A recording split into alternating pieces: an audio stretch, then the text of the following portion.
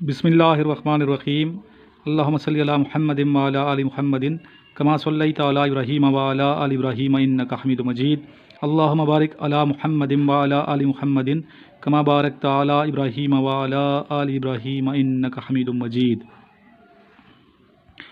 Students, आज 9 दिसंबर 2019 है और आज का जो टेस्ट हुआ है इनिशियल टेस्ट मुख्तलिफ सेंटर्स में, उन्हीं के सवालात और जवाबात के हवाले से ये लेक्चर मैं दूंगा और आपने स्टार्ट से लेके एंड तक देखना है। ये लेक्चर इस हवाले से भी बहुत अहमियत कामिल है कि आज के इस लेक्चर में ना सिर्फ आप आज के सवालात से आगाह होंगे बल्कि इसके साथ साथ आप इम्पॉर्टेंट क्वेश्चंस ऑफ मैथ्स के बारे में भी मालूमात हासिल करेंगे जो मुख्तलिफ दिनों में मुख्तलिफ टेस्टों में आते रहे हैं मैथ्स के सवालात। इस हवाले से भी आपको मैं आगाह करूँगा।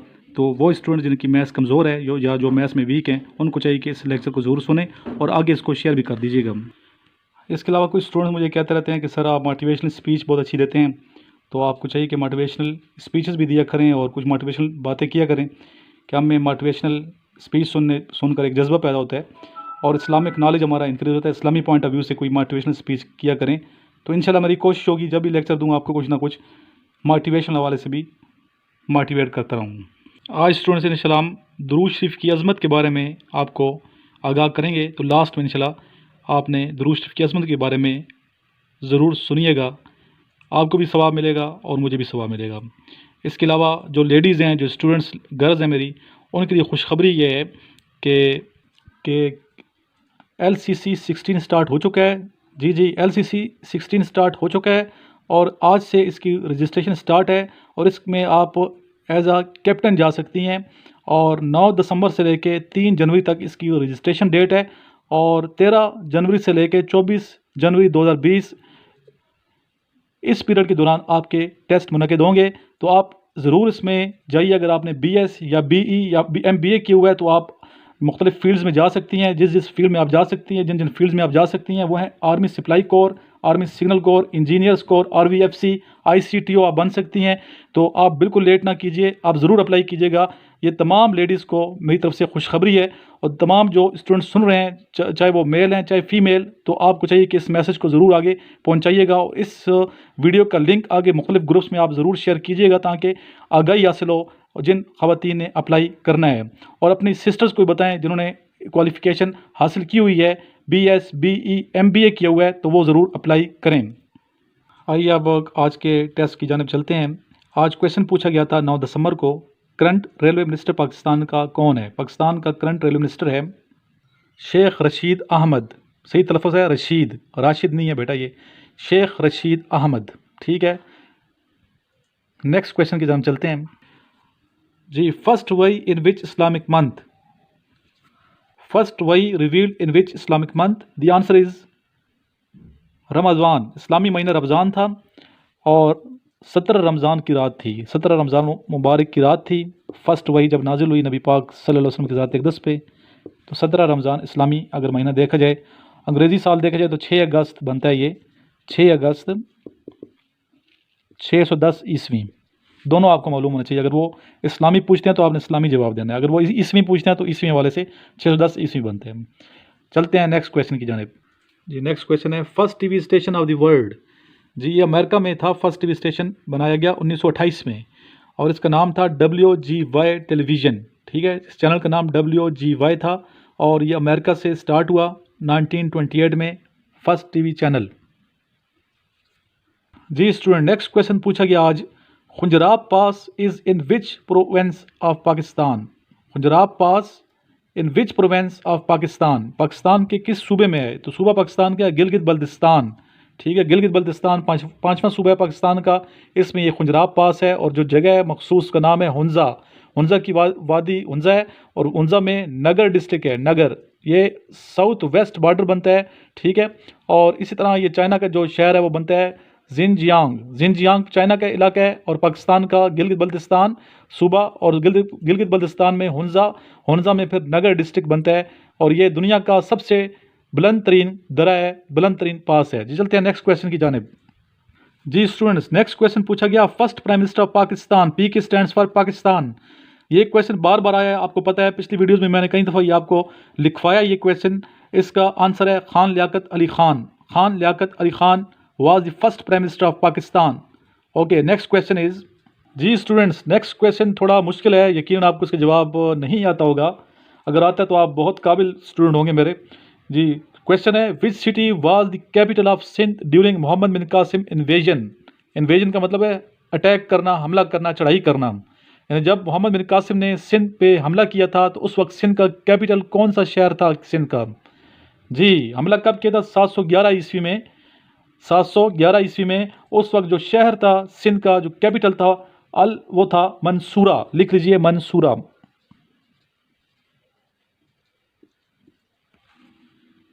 उम्मीद है आप भूलेंगे नहीं मंसूरा को। जी नेक्स्ट स्टूडेंट्स, क्वेश्चन है टेराबाइट्स और गीगाबाइट्स का, और ये पूछा गया है कि 1 TB is equal to dash GB। 1 TB is equal to 1000 GB। This is the correct answer. 1024 नहीं है, 1000 कंप्लीट है। ठीक है, चलते हैं नेक्स्ट क्वेश्चन की जानिब। जी स्टूडेंट्स, अभी कुछ मैथ्स के वो क्वेश्चन जो बार बार रिपीट हो रहे हैं और बहुत इंपॉर्टेंट क्वेश्चंस हैं और आपको आने चाहिए, और स्पेशली ये क्वेश्चंस उन स्टूडेंट्स के लिए बहुत मावन साबित होंगे जो बायोलॉजी के स्टूडेंट्स हैं या FA के स्टूडेंट्स हैं, क्योंकि FA के स्टूडेंट्स और बायोलॉजी के स्टूडेंट ने भी ये टेस्ट देना है और उनके टेस्ट में भी यही क्वेश्चंस आएंगे। 20% मैथ्स के क्वेश्चंस होते हैं, ये आपके जहन होना चाहिए। टोटल 50 क्वेश्चन हैं, 10 क्वेश्चन मैथ्स के आते हैं, यानी कि 20% मैथ्स के क्वेश्चन आते हैं। तो पहला जो क्वेश्चन ये लिखा है मैथ्स का, ये है 2 + 2 / 2 इज इक्वल टू। तो डिमास रूल को आपने फॉलो करना है, इसका आंसर होगा 3। पहले आपने डिवाइड करना है, फिर आपने प्लस करना है। तो 2 को 2 से डिवाइड करेंगे 1 होगा, और फिर 2 इसमें ऐड करेंगे तो ये टोटल 3 बनेगा। ये क्वेश्चन लिख लें। नेक्स्ट जो इंपॉर्टेंट क्वेश्चन है वो है जी, next question 90% of 90 is equal to. तो इसमें आपने 9 को 9 से ज़रब देना है, ठीक है, मल्टीप्लाई करना है। तो 9 को 9 से मल्टीप्लाई करेंगे तो आंसर होगा 81। तो 81 इसका आंसर है। ये क्वेश्चन बार बार आ रहा है, इसको आपने याद रखना है। चलते हैं नेक्स्ट क्वेश्चन की जानिब। बहुत आसान क्वेश्चन है। 130 of 90 is equal to. 130 of 90 यानी कि तीसरा हिस्सा क्या है 90 का, 3 से आप मल्टीप्लाई करेंगे 30, इसका आंसर होगा। नेक्स्ट क्वेश्चन है, इजिप्ट वाज कन्क्वायर्ड बाय, यानी कि मिस्र किसने फतह किया? तो इसका आंसर है Alexander the great.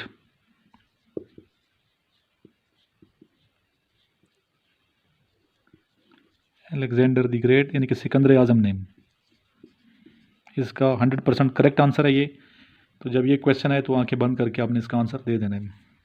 Next question है, numbers of months having 31 days. ये कितने ऐसे महीने होते हैं पूरे साल में जिनके 31 दिन होते हैं? तो ये इसका आंसर है 7 ऐसे महीने होते हैं जिनमें 31 दिन होते हैं।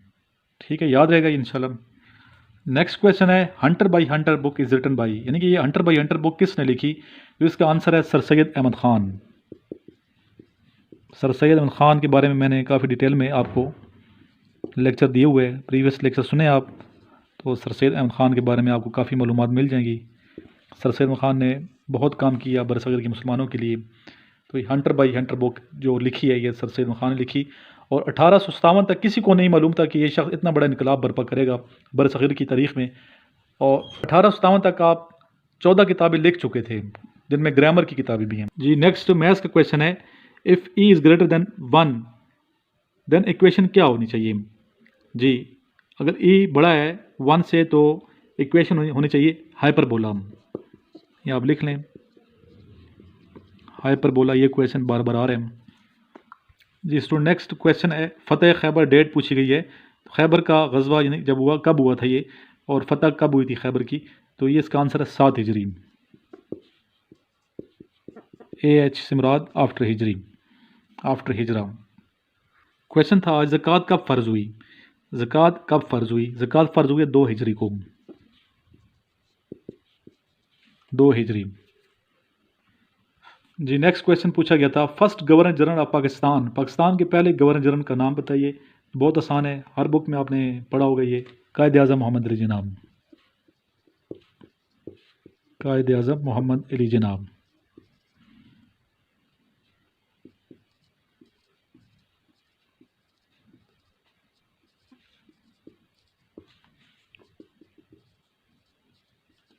बानिया पाकिस्तान, पाकिस्तान के फर्स्ट गवर्नर जनरल थे। ठीक है,